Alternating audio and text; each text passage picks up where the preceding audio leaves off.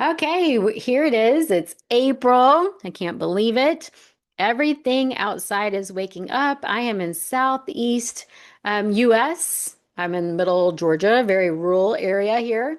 And every year around this time, the wellness world is yelling, it's time to detox. We need to cleanse, flush everything out of the body.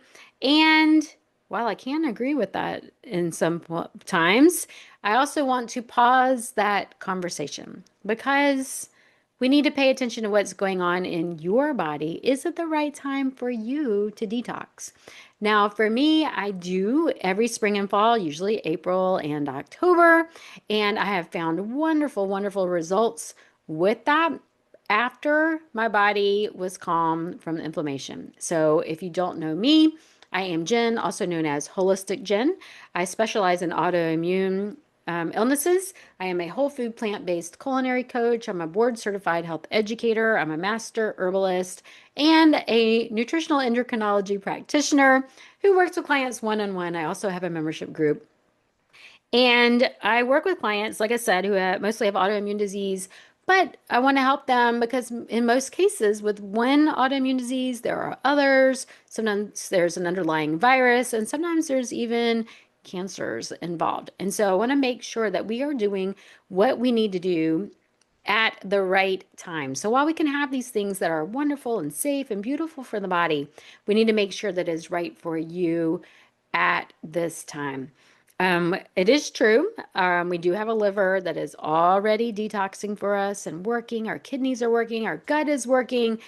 But we also are exposed to so many chemicals. If my podcast partner Dan was here with me, he'd tell me exactly how many, something like 180,000 chemicals or something that we're exposed to in the air, the water, our bathroom products, toothpaste, shampoo, soaps, chemicals on our foods, even on our organic, unfortunately. So I live on a farm. We grow regeneratively, meaning we focus on the terrain, which is what I also want you to focus on in your body. Are you building your terrain?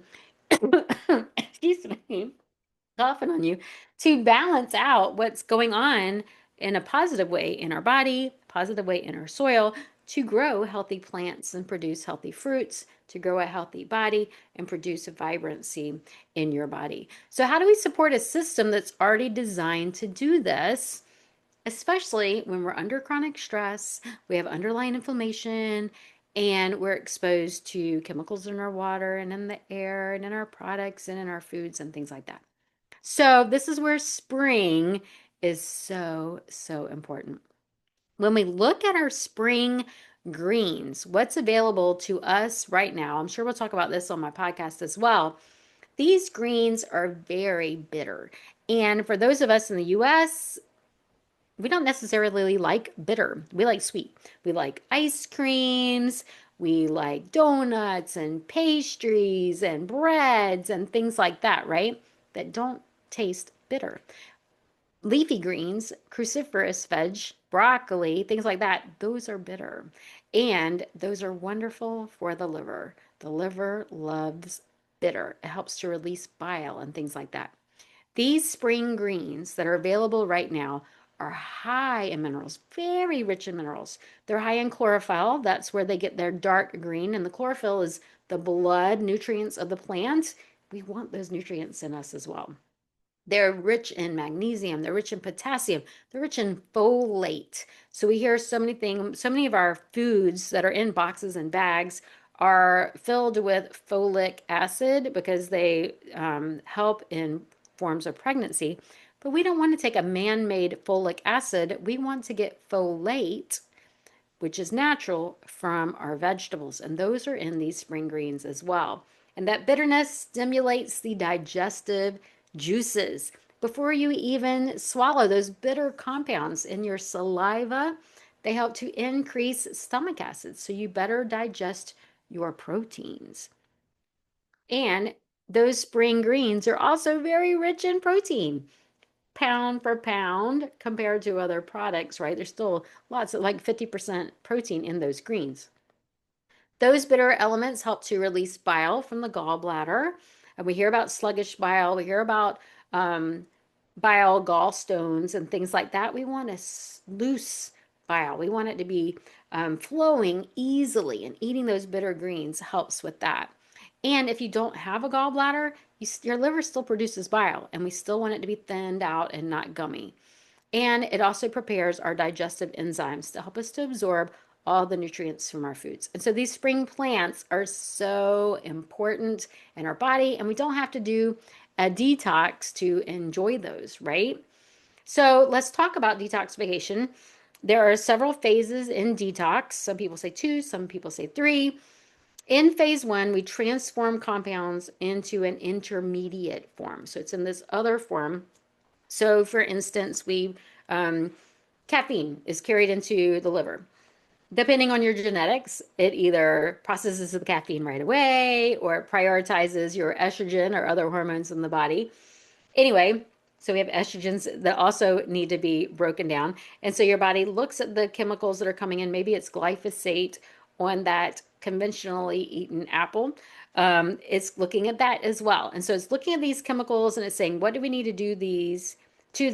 Can we move these safely through the body? Can I attach something to it to make it safer to get out through the body? Or do I need to slather it in mucus and store it here in the liver, in the fat, to keep this body safe? Your body is trying to protect itself as much as possible. So let's say that you have all the minerals that you need to continue moving this chemical along. It will attach those chemicals to it, move it to phase two. In phase two, it is bound to other things so that it can be eliminated safely through your urinary tract or your other digestive organs, maybe even through your sweat glands. And so it requires lots of amino acids, which are in those dark leafy greens, sulfur compounds that are in your cruciferous vegetables and in onions and garlic. We want to make sure we're eating those to support the liver. And spring onions are available this time of year. You know, they're all over our yard right now, these tiny spring onions. B vitamins. So B vitamins are also in our leafy greens, but also in beans. Are you eating beans? Magnesium, which I already said are in these dark leafy greens, and then antioxidants, which are in our colorful foods, and vitamin C is a strong antioxidant that's also in these live bitter greens that are available right now. So we want to eat those foods to help with these detox phases to help removing toxins from your body is so, so important. So do we need a green juice? No, I do green juice. Every morning I like to have a green juice. I wouldn't say I do it 7 days a week, but most mornings I do like to have a green juice because it's just such a great way for my body to absorb minerals. And I have a long history with illness. And while I'm vibrant and healthy and strong today, I want to make sure I stay that way. And so I know for me, history of leaky gut, it's really important for me to have a green juice. Do I have a lot? No, I have like a cup and a half most days of the week.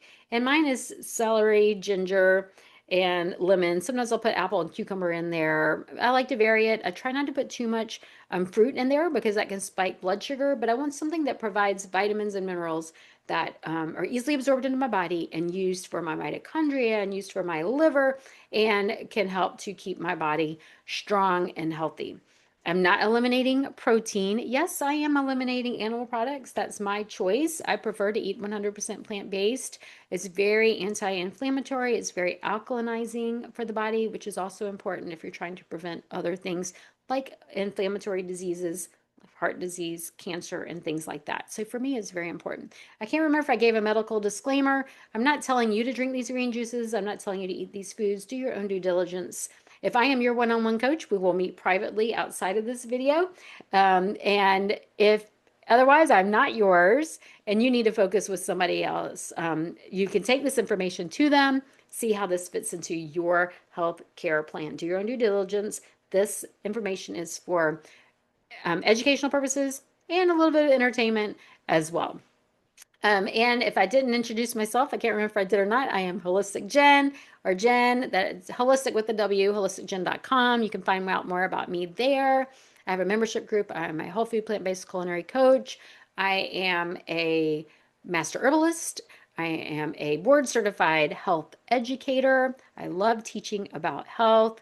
And I am a nutritional endocrinology practitioner. So I'm all about different hormones that go on in the body. And I help with mostly autoimmune disease patients as well as others as well. I don't necessarily see patients, I see clients because I am not a medical practitioner. I am a health educator.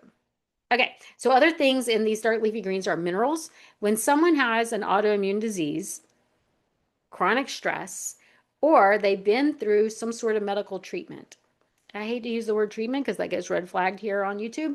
But if you've gone through one, then one of the underlying things is mineral depletion. We need to focus on replenishing the minerals that are needed in the body. Number one is magnesium. Magnesium is hard to get from our foods, so we need to make sure we're eating a lot of magnesium-rich foods, and even doing things like an Epsom salt bath or soaking our feet in Epsom salts. Maybe taking minerals, finding ways to get magnesium in the body is so important. Potassium. Now, there are some autoimmune diseases where taking magnesium or potassium may be an issue. And so it does have to be individualized as well. But potassium is in most of our vegetables. Getting lots of potassium is important. Zinc. Zinc is important for the immune system as well as the liver. Selenium for our thyroid and other systems. And then trace minerals as well. And most of these are in our spring greens and all the herbs that are available to us right now. These minerals regulate our nerve signaling, so help with chronic stress. We hear about adaptogens. We need minerals for the adrenals to relax and calm down and help us to feel grounded and safe. We need minerals for balancing our blood sugar to help with insulin and glucose and keeping those insulin receptors clean and clear. We need minerals for our immune response to make sure that we are firing in the right direction and for hormone balancing and muscle recovery and even for sleep. I know a lot of you do take things like magnesium for sleep. Our spring greens can increase our minerals. Think about dandelion greens. You can buy them in most grocery stores these days. Don't gather them on the roadside unless you know they haven't been sprayed. Like I said, I live on a regenerative farm. Maybe I said it on another video. I can't remember if I said it today or not. We have dandelions all throughout. We don't treat them like weeds. Actually, we don't treat weeds either. We love the weeds. The weeds are our mineral-rich herbs. So we gather up dandelion greens, throw them in a salad. Arugula, wonderfully bitter, wonderful for the liver, also wonderful for the heart and cooling inflammation. Mustard greens, they're a little bitter for me, too bitter for me. I like the other greens. Watercress, one of the most nutrient-dense foods you can have.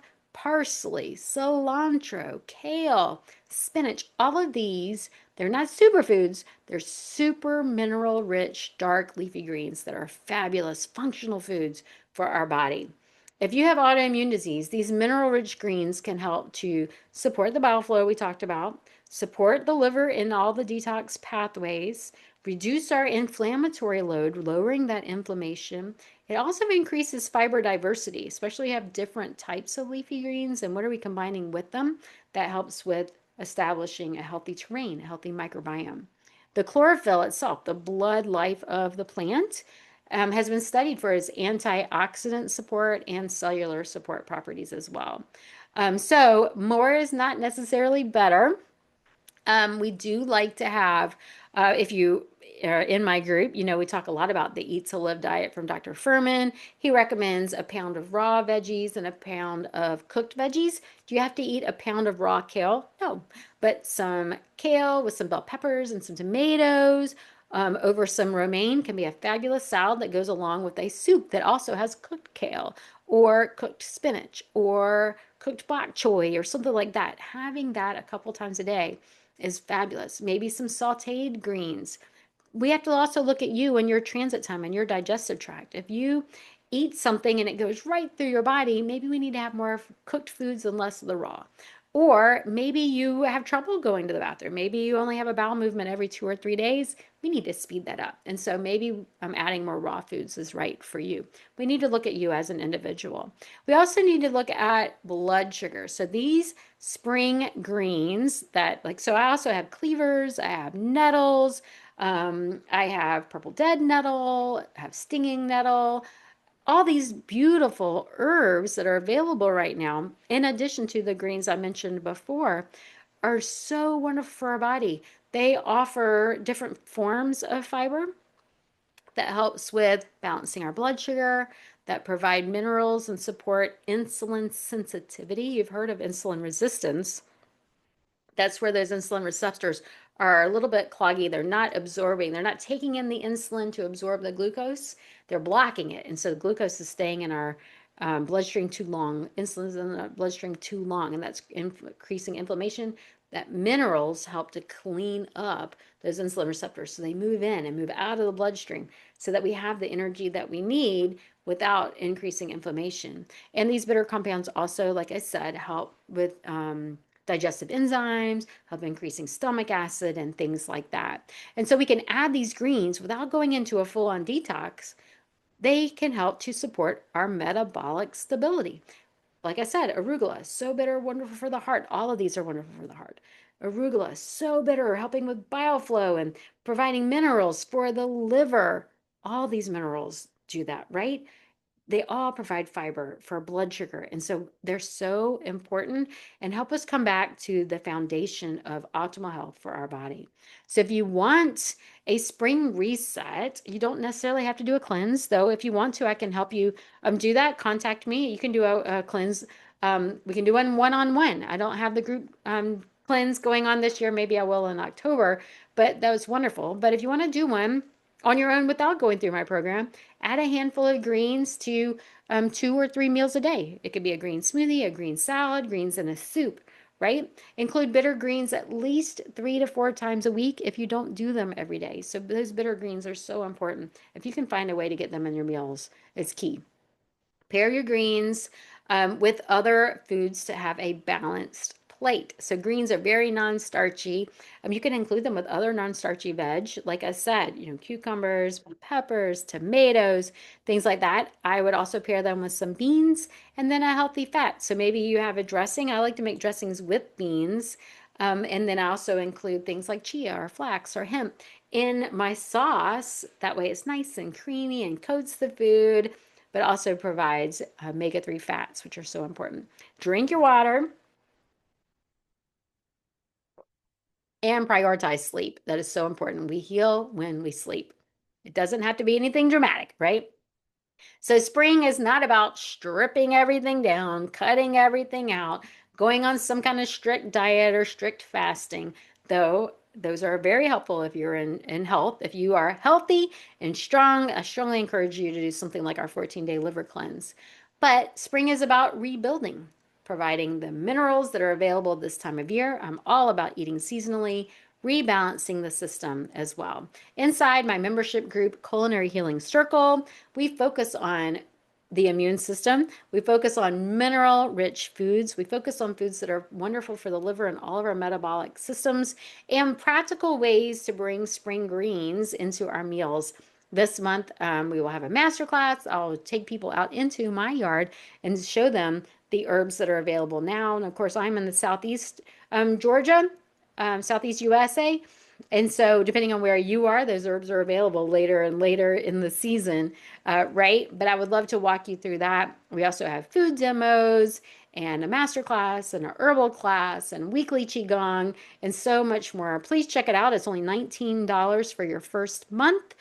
Check it out, holisticgen.com or culinaryhealingcircle.com. I help you with structure and recipes. There's such a loving, supportive community as well. So let's make this spring all about nourishing your body, building your body, and helping your body to feel safe and supported in a beautiful, healing manner.